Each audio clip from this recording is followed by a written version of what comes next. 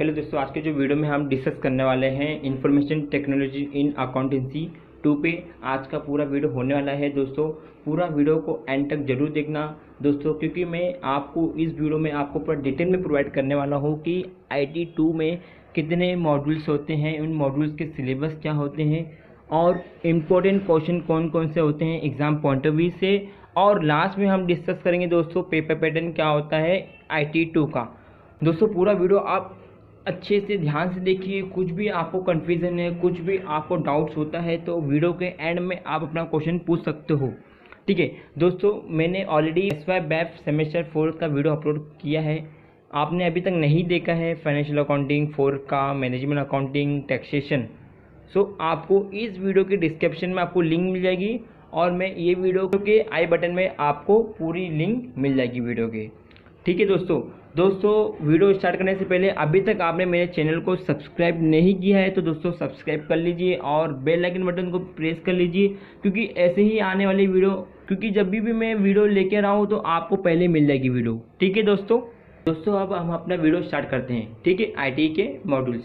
दोस्तों जैसे कि आपको दिख रहा होगा मॉड्यूल्स एट ग्लैंस, आपको IT 2 में कितने चैप्टर्स पढ़ने पड़ते हैं, तो चैप्टर आपको 4 चैप्टर ही आपको पढ़ना पड़ते हैं। सबसे पहले जो चैप्टर आपका आता है दोस्तों बिजनेस प्रोसेस, सेकेंड होगा दोस्तों कंप्यूटराइज अकाउंटिंग सिस्टम, थर्ड होगा concept of MIS reports in computer environment, fourth chapter होगा दोस्तों IT एंड ऑडिटिंग।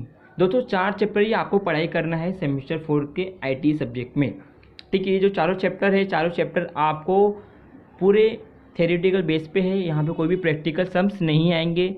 थ्योरी की बात करेंगे दोस्तों तो थ्योरी भी आपको रट्टा नहीं मारना है, मैं आपको बता दूंगा कैसे पढ़ना है, थोड़ा टिप दे दूंगा, थोड़ा गाइड कर दूंगा आपको। ठीक है, इसलिए मैं आपको अगेन आई रिपीट, आप पूरा वीडियो एंड तक जरूर देखिए क्योंकि मैं आपको पूरा बताने वाला हूँ। ठीक है, अब हम एक एक चैप्टर के बारे में डिटेल में समझते हैं, बिजनेस प्रोसेस के बारे में। ठीक है, सबसे पहले बिजनेस प्रोसेस हम जाते हैं। दोस्तों बिजनेस प्रोसेस सबसे पहले फर्स्ट चैप्टर होगा, उसमें से आपको सबसे पहले introduction, definition and meaning of business process आपको रीड कर लेना है। क्योंकि ये क्यों रीड करने में बोल रहा हूँ आपको, कोई भी बिजनेस प्रोसेस का आंसर आता है तो वहाँ पे आप लिख सकते हो। ठीक है, ये रॉन्ग नहीं होगा। ठीक है, आपको मैं हर चैप्टर के इंपॉर्टेंट क्वेश्चन बताऊँगा दोस्तों जो भी मैं इंपॉर्टेंट क्वेश्चन आपको दूंगा वो ज़रूरी नहीं कि 100% वो ही क्वेश्चन आपको एग्ज़ाम में आए। ठीक है, वो क्वेश्चन नहीं भी आ सकते दोस्तों। ठीक है, तो ये आपको मैं गारंटी नहीं दूंगा इंपॉर्टेंट क्वेश्चन बताने से पहले। ठीक है, अब हम बात करते हैं थोड़े इंपॉर्टेंट क्वेश्चन कि जो मुझे लगता है कि आ सकते हैं। ठीक है दोस्तों, सो सबसे पहले हम बात करते हैं दोस्तों बिजनेस प्रोसेस में। आपको जैसे कि मैंने आपको कहा पूरा पढ़ लीजिए मीनिंग, डेफिनेशन, क्योंकि आपको ये काम आने वाला है। आगे बोला दोस्तों flow of business process for accounting, purchase, sales and finance. आपको ये भी क्वेश्चन पूछ सकता है 7 और 8 मार्क में कि what are the flow of business process. ठीक है, तो आपके आंसर आपको लिखने पड़ेंगे। आपको टेक्स्ट बुक में आपके आंसर इसमें पढ़िए, डिटेल में पढ़िए, रट्टा मारने की जरूरत नहीं है। आपको कॉन्सेप्ट आपको रेडी रखना है और कॉन्सेप्ट को आपको क्या कर देना, पेपर में लिख लेना। ठीक है दोस्तों, उसके बाद बोला है कि क्लासिफिकेशन ऑफ बिजनेस प्रोसेस। तो क्लासिफिकेशन ऑफ बिजनेस प्रोसेस में आपको उसके मीनिंग, डेफिनेशन पढ़ लेना है। ठीक है, ऑलरेडी आपने क्लासिफिकेशन, मीनिंग, डेफिनेशन पढ़े थे और जब क्लासिफिकेशन बोले थे मीनिंग, डेफिनेशन लिखिए, उसके बाद इसके क्लासिफिकेशन लिखिए। तो इससे आपका जो आंसर होगा, इंप्रेशन आएगा सर को देखने में, चेक करेंगे जब आपके प्रोफेसर, तो इससे क्या होगा कि आपने पूरे स्टेप बाय स्टेप आपने आंसर को किया है, इससे आपको मार्क्स भी मिलने के चांसेस हैं अच्छे। तो दोस्तों ये देखते हैं introduction, definition and meaning of business process management. Business process अलग है, बिजनेस प्रोसेस मैनेजमेंट अलग है। So both are the different concept. Okay, so when I talk about business process management, so दोस्तों यहाँ पे आपको यहाँ पे दिख रहा होगा principles and practice of business process management. ये आपको बहुत रेयर चांस है पूछने का। ठीक है, तो यहाँ पे आपको इतनी मैं गारंटी दूंगा नहीं, इसको आपको पढ़ना है, क्योंकि इसको आप स्किप भी करोगे तो कुछ इश्यू नहीं होगा। ठीक है, जो आपको नेक्स्ट क्वेश्चन दिख रहा है दोस्तों business process management life cycle, उसको आपको पढ़ लेना है, क्योंकि ये लग रहा है इंपॉर्टेंट है, एग्जाम पॉइंट ऑफ व्यू से पूछ सकते हैं आपको। ठीक है, उसके बाद दोस्तों थ्योरी पूछा है बिजनेस प्रोसेस मैनेजमेंट का, तो इसको भी आप पढ़ सकते हो। और यहाँ पे कुछ ये पूछा है दोस्तों को नीड्स, की फैक्टर एंड इम्पोर्टेंस, ये तीनों में से पी पूछ सकता है। बिजनेस प्रोसेस के नीड्स क्या, ज़रूरत क्यों है, उसके इम्पोर्टेंस क्यों है, ठीक है, ये भी पूछ सकता है फर्स्ट चैप्टर में से। उसके बाद दोस्तों ऑटोमेशन ऑफ बिजनेस प्रोसेस में benefit, risk, challenges, accounting system automation, ठीक है, तो इसमें आपको बेनिफिट पूछ सकते हैं और चैलेंजेस पूछ सकते हैं, ठीक है। तो ये आप ऑलरेडी आप पढ़ लीजिए, तीनों पढ़ लीजिए, कोई इश्यू नहीं होगा दोस्तों, ठीक है। IT and business process management और आईटी मतलब information system meaning use for IT in accountancy, इसमें से एक क्वेश्चन तो पूछेगा दोस्तों, IT and business process management, ये पढ़ लीजिए आप, ये मुझे लग रहा है ये आने के चांसेस है, ठीक है। फर्स्ट चैप्टर में यही है, फर्स्ट चैप्टर, क्योंकि 4 चैप्टर है, 4 चैप्टर में से आपको हर क्वेश्चन तो आएंगे कंपलसरी है, ठीक है। सो आपको मैं वही बता रहा हूँ कि पहले आप कॉन्सेप्ट पढ़ के रखिए, आप कॉन्सेप्ट पढ़ के रखते हो, इनके आपको उस क्वेश्चन का आंसर करने भी नहीं आ रहा है, फिर भी आप कॉन्सेप्ट पढ़े तो फिर भी आप उसके रिलेटेड लिख सकते हो, ठीक है। ऐसा कभी मत करना दोस्तों कि आपने सिर्फ ये क्वेश्चन देखा है, ठीक है, ये क्वेश्चन के बारे में पता नहीं, बट आपने थोड़ी बहुत पढ़ा है, मीनिंग पढ़ा है, कॉन्सेप्ट डेफिनेशन पढ़ा, तो आप क्या करो, पुट कर दो, लिख दो, कुछ इशू नहीं होगा। 5 में से आपको 2 मार्क्स तो मिलेगा, 7 मार्क का क्वेश्चन भी था, तो रॉन्ग 0 मार्क्स मिलने से तो 2 मार्क्स तो मिलेगा, 2 मार्क्स भी बहुत इंपॉर्टेंट होता है दोस्तों, ठीक है। फर्स्ट चैप्टर में इतना ही था। फर्स्ट चैप्टर में आपको कुछ भी कन्फ्यूजन है कि तो आप मुझे कमेंट कर सकते हो, मैं जैसे कि मैंने कहा लास्ट में कुछ भी डाउट है तो करिए। आगे बढ़ते सेकंड दोस्तों, सेकंड चैप्टर पे आपको कंप्यूटराइज अकाउंटिंग सिस्टम में ये ज़्यादा इंपॉर्टेंट क्वेश्चन है, क्योंकि इसमें से ज़्यादा से ज़्यादा क्वेश्चन पूछे जाते हैं आपको एग्जाम में। तो इंट्रोडक्शन आपको, जैसे कि मैंने कहा, इंट्रोडक्शन मीनिंग पढ़ लीजिए, उसके यूज़ एंड बेनिफिट भी पढ़ लीजिए। बेनिफिट पढ़ोगे तो आपको कोई भी क्वेश्चन आएंगे कंप्यूटराइजिंग अकाउंटिंग सिस्टम में, देखिए यहाँ पे जैसे लिखे needs and requirement of computerization, थोड़ा बहुत आप बेनिफिट भी यहाँ पे लिख सकते हो, ठीक है। ये भी पूछ सकते हो दोस्तों, need and requirement of computerising accounting system, ये आपको 19% चांसेस है ये क्वेश्चन आने का एग्जाम में, ठीक है।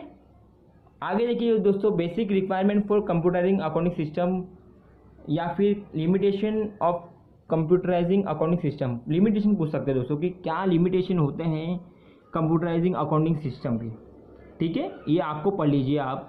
उसके बाद दोस्तों, understand the development and design of computerising accounting, ठीक है, क्या बोला है कि understand the development and design of computerising accounting system. तो ये जो क्वेश्चन दोस्तों बहुत कम चांसेस लग रहा है मुझे, तो ये आपको लग रहा है पढ़ना तो आप पढ़ सकते हो, ठीक है। तो ये क्वेश्चन पे मैं तो जाने वाला नहीं हूँ। आगे बढ़े दोस्तों, सिस्टम में आएंगे। सिस्टम क्या बोला है कि determine the how the accounting data will be process, that is what account and books are needed and what is the desire output, that is financial reports and other reports. तो ये question दोस्तों आप नहीं भी पढ़ोगे तो कुछ issue नहीं है, ये आपको समझने के लिए समझ लीजिए, एक बार आप टेक्स्ट बुक में तो आपको उसको रीड कर लेना, ठीक है।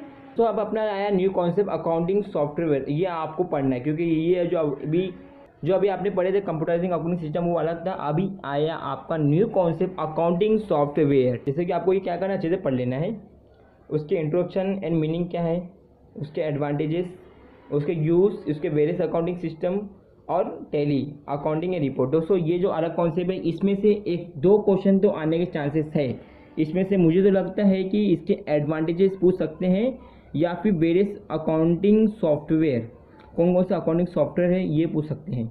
और लास्ट में जो बोला है देखो दोस्तों, accounting software tally accounting report, ये भी आपको पूछ सकते हैं, ठीक है। तो कंफ्यूज मत हो जाना है, यहाँ पे आपको ये पढ़ लेना अच्छे से, इसके बाद ये पढ़ लेना और ये पढ़ लेना, ठीक है। मीनिंग तो आप पढ़ेगा ही, और जो यूज़ लिखा है, यूज़ भी आप थोड़ा बहुत देख लेना कहाँ पे यूज़ होता है अकाउंटिंग सॉफ्टवेयर का।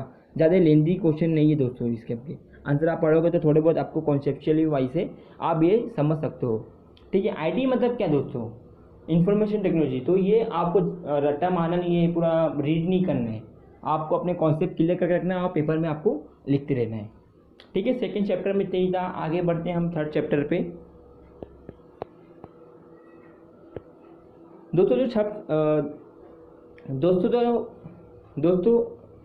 दोस्तों जो आपका थर्ड चैप्टर होगा, concept of MIS report in computer environment. दोस्तों MIS के जो भी क्वेश्चन बहुत आते हैं आपको एग्जाम में, क्योंकि MIS के आपके कॉन्सेप्ट देखिए, अगेन आपको introduction, concept, need, characteristics, output, role. दोस्तों यहाँ पे लिखा है guidelines for developing MIS report, functional aspect of MIS, problem in MIS, knowledge required for studying M I S and computer. दोस्तों अब मैं आपको बताने वाला हूँ कि इस चैप्टर में कौन से इंपॉर्टेंट क्वेश्चन है। ठीक है, आप टिक करते हैं, हम लोग वो टिक कर लीजिए आप। सो आपको फ्यूचर्स पढ़ के रखना है, कैरेक्टरिस्टिक्स। उसके बाद ये तो आपको पढ़ना है guidelines for development report, knowledge required for studying M I S. उसके बाद दोस्तों फंक्शन क्या होते हैं, और आपको role of M I S पढ़ लेना है। जैसे ये तो आपको नॉर्मल कॉन्सेप्ट क्लियर कर लेना। ठीक है, एम आई एस के मैं कहूँगा आप पूरा क्वेश्चन पढ़ लीजिए। एम आई एस के क्वेश्चन आपको आएंगे कंपलसरी आते हैं ये क्वेश्चन। ठीक है दोस्तों, फोर्थ चैप्टर आपका आईटी एंड ऑडिटिंग। इस चैप्टर में से भी ये क्वेश्चन आते हैं। मैं आपको पहले भी स्टार्टिंग में बोला हूँ कि फोर्थ चैप्टर में से हर चैप्टर में से क्वेश्चन आएंगे दोस्तों। जिन किसी को अच्छे मार्क्स स्कोर करना है तो पूरे चैप्टर पढ़ेंगे। ठीक है, जिनको नॉर्मल क्वेश्चन पढ़ना है, जिसको नॉर्मल पास होना है, तो सेकेंड और थर्ड चैप्टर भी पढ़ेंगे तो इनफ है के लिए। ठीक है, सेकेंड थर्ड चैप्टर पढ़ते हैं, ऑब्जेक्टिव करके आते हैं, तो उनको फिर भी 14+ मार्क्स मिल सकते हैं, 45+ मार्क्स मिलेंगे। ठीक है, सो आईटी एंड ऑडिटिंग में दोस्तों needs and importance of IT and auditing पढ़ लीजिए, और ऑडिटिंग इन आईटी एनवायरमेंट पढ़ लीजिए। दो क्वेश्चन है, दोनों क्वेश्चन आपको क्या करना है, पढ़ लेना है। ठीक है, फोर्थ चैप्टर हमारा क्लियर हो गया। सो हमने अभी तक क्या क्या कवर करा दोस्तों, मॉड्यूल्स पढ़ लिए, सिलेबस देख लिया, और इंपॉर्टेंट क्वेश्चन भी साथ साथ में देख लिए। अब हम बात करते हैं दोस्तों पेपर पैटर्न क्या होता है आईटी का। दोस्तों आप मेरे चैनल पे नए हो तो आपको थोड़ा बहुत कन्फ्यूज़न होगा कि पेपर पैटर्न क्या होता है। तो जो मेरे ऑलरेडी चैनल पे ज्वाइन है, जो ने मुझे ऑलरेडी सब्सक्राइब करके रखा है, तो उनको पता है पूरा, क्योंकि मैंने पूरा एक्सप्लेन किया पेपर पैटर्न क्या होते हैं। सेम पेपर पैटर्न ही आपको फॉलो होता है every semester. So question paper pattern क्या होगा दोस्तों, आपको थ्योरेटिकल कोर्स के लिए आपको 75 मार्क का पेपर होगा। उसमें से 5 क्वेश्चन आएंगे, ड्यूरेशन होगा 2.5 आवर्स। जितने भी क्वेश्चन होंगे आपको 15-15 मार्क के होंगे। ठीक है, तो ये पेपर पैटर्न का फॉर्मेट था। अब हम बात करते हैं क्वेश्चन नंबर 1, 2, 3, 4, 5 कैसे कैसे होते हैं, क्या क्या पूछे जाते हैं। ठीक है, लेट्स बिगिन। दोस्तों क्वेश्चन नंबर 1 में आपको जैसे कि हमेशा आपको ऑब्जेक्टिव क्वेश्चन आएंगे 15 मार्क के लिए। जिन किसी को सिर्फ पास होना है वो सबसे पहले ऑब्जेक्टिव क्वेश्चन को आप 100% दे के आइए, 15 मार्क आपका सिक्योर हो जाएगा। जो 15 मार्क आपको कहाँ से मिलेगा, आपको टेक्स्ट बुक का पूरा भी, आपको टेक्स्ट बुक के जितने भी एमसीक्यू क्वेश्चन है, मल्टीपल चॉइस है, ऑब्जेक्टिव, सब आपको रीड कर लेना है, 15 मार्क आपको मिल जाएगा।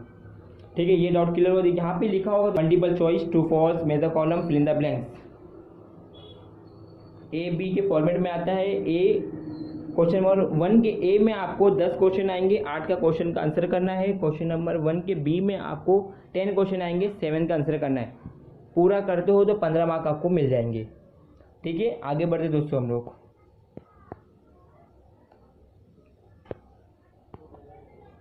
दोस्तों क्वेश्चन नंबर 2, 3 और 4, इन सब में आपको लेंथी क्वेश्चंस आएंगे। जैसे कि मैंने आपको कहा 7-8 मार्क के क्वेश्चन आ सकते हैं, या फिर 15-15 मार्क के भी क्वेश्चन आ सकते हैं। दोस्तों अभी 15 मार्क के क्वेश्चन क्या होंगे देखिए, मतलब कि फॉर एग्जांपल एमआईएस बोला है। ठीक है, एमआईएस के मीनिंग भी एक्सप्लेन करो, डेफिनेशन भी एक्सप्लेन करो, और उसके कैरेक्टरिस्टिक्स भी, और जो भी इनके फीचर्स भी वो भी एक्सप्लेन करो। या फिर यह पूछ सकता है knowledge required for studying MIS. So मतलब पूरा कॉम्बिनेशन आएगा आपको। जो भी 15 मार्क के क्वेश्चन पूछेंगे आपको कि बड़े क्वेश्चन होंगे। दोस्तों जितने भी मैंने क्वेश्चन दिया उतना भी आप पढ़ते हो, ऑब्जेक्टिव करके जाते हो, तो आराम से 100% मेरी गारंटी आप अच्छे से पास हो जाओगे। ठीक है, आपको 13-14 मार्क्स आराम से आ जाएगा, कुछ भी इश्यू नहीं होगा। ठीक है, थोड़ा बहुत और भी आपको एक्स्ट्रा पढ़ते हो तो और भी अच्छी बात है, 50+ अबो मार्क्स आप स्कोर कर पाओगे IT 2 में, सेमेस्टर 4 की। ठीक है, क्वेश्चन नंबर 5 पे हम जाते दोस्तों। क्वेश्चन नंबर 5 में आपको A और B दिख रहा होगा। 8 मार्क्स 7 मार्क के क्वेश्चन आते हैं दोस्तों। ठीक है, जो 8 और 7 मार्क के क्वेश्चन आते हैं, एक क्वेश्चन आप पढ़िए। क्वेश्चन में आपको कुछ भी डाउट है, मतलब कि आपको एक क्वेश्चन आ रहा है, एक क्वेश्चन को नहीं आ रहा है, फिर आप क्या करिए, रुक जाइए, क्वेश्चन नंबर 5 में जाइए। क्वेश्चन नंबर 5 में शॉर्ट नोट दिया रहेगा। शॉर्ट नोट में आपको 5 शॉर्ट नोट दिया रहेगा, 3 शॉर्ट नोट देखिए। उन 5 में से 3 शॉर्ट नोट देखिए, ईजी लग रहा है क्या? जो आपको 3 ईजी लग रहा है, 3 को क्या करिए, अटेम्प्ट कर लीजिए, क्योंकि 3 अटेम्प्ट करने के बाद आप अच्छे से लिख पाओगे, तीनों का आंसर कर पाओगे, और जब आपको मार्क्स मिलेगा तो आपको अच्छा मार्क्स मिलेगा क्वेश्चन नंबर 5 में, क्योंकि आपको शॉर्ट नोट में मिनिमम मार्क्स और मैक्सिमम मार्क्स मिनिमम आपको 3 मिल सकता है, मतलब आप नॉर्मल लिखते हो अच्छे से थोड़ा बहुत लिखते हो तो मिनिमम 3 मार्क्स मिलेगा और मैक्सिमम 4.5 में मिल सकते हैं। तो 15 मार्क्स के 15 मार्क्स के क्वेश्चन नंबर 5 में आपको you will get 13 marks either 14 marks in a question number 5। Okay guys, so आपको क्वेश्चन नंबर 5 को अच्छे से क्या करना है, पढ़ के लिखना है अच्छे से, ठीक है। कोई भी आप आंसर स्टार्ट करो तो अच्छे से पहले सोच लीजिए आपको कैसे आंसर स्टार्ट करना है, फ्रेम कैसे करना है, क्योंकि आपका फर्स्ट इंप्रेशन खराब होता है तो लास्ट भी इंप्रेशन खराब होगा। बोलते हैं ना, आपको पता भी थॉट की first impression is the last impression. आपने अपना फर्स्ट इंप्रेशन पेपर में दिखा दिया, ऑब्जेक्टिव अच्छा लिखा है, क्वेश्चन नंबर 2, 3, 4 में आप अच्छा किए हो, सो आपका क्या हो गया, इंप्रेशन अच्छा हो गया। इन केस क्वेश्चन नंबर 5 में आप थोड़ा बहुत रॉन्ग भी क्यों ना, तो सर को क्या लगता है कि हाँ ठीक है हो गया, मतलब कि उन लोग को लगता है कि हाँ ठीक है, जब स्टूडेंट इतना ने मेहनत किया है तो थोड़ा बहुत रॉन्ग होता है, हम थोड़ा बहुत कंसिडर कर सकते हैं। जब आपने क्वेश्चन नंबर 2 में ही रॉन्ग लिखा है, 3 में ही रॉन्ग लिखा है, 4 में लिखा है, तो जानबूझ के यहाँ पे इंटेंशनली सर लोग को क्या करना पड़ता है, यहाँ पे कम मार्क्स देना पड़ता है, क्योंकि आपने ही रॉन्ग लिखा तो कुछ कर नहीं सकते दोस्तों, ठीक है। तो यही था, जैसे कि आपको यहाँ पे दिख रहा होगा, जैसे कि मैं लिखा है यहाँ पे थ्योरी क्वेश्चन, जैसे कि मुंबई सिटी वाले ने प्रोवाइड करते हैं कि थ्योरी क्वेश्चन जो भी 15 मार्क के होंगे मे बी डिवाइड इनटू 2 सब क्वेश्चन 7, 8 एंड 10 5 मार्क के होंगे, ठीक है दोस्तों अब हम अपना वीडियो एंड करते हैं। अभी तक आपको कुछ भी डाउट होगा, कुछ भी क्वेश्चन होगा तो आप कमेंट करिए, ठीक है। और दोस्तों वीडियो अच्छा लगा होगा तो दोस्तों लाइक करना ना भूलिए, और ये वीडियो ज़्यादा से ज़्यादा लोगों को शेयर करिए, क्योंकि आपको हेल्प हो रही है तो दूसरों को भी आप ज़रूर हेल्प करिए, अपने दोस्तों को और अपने जो भी फ्रेंड्स हैं उनको भी आप करिए, क्योंकि आपको मैंने पूरा बता दिया कि दोस्तों, मैंने जैसे कि आपको बताया कि आईटी के पेपर में वो कैसे करना है, आपका सिलेबस क्या होगा, आपका पेपर पैटर्न क्या होगा, आपका इंपॉर्टेंट क्वेश्चन मैंने दे दिया है, और हर चीज़ सारी चीज़ हम मैंने डिटेल में डिस्कस की है, ठीक है। सो आपको भी हेल्प हुआ है तो आप अपने फ्रेंड को भी हेल्प करिए, ठीक है।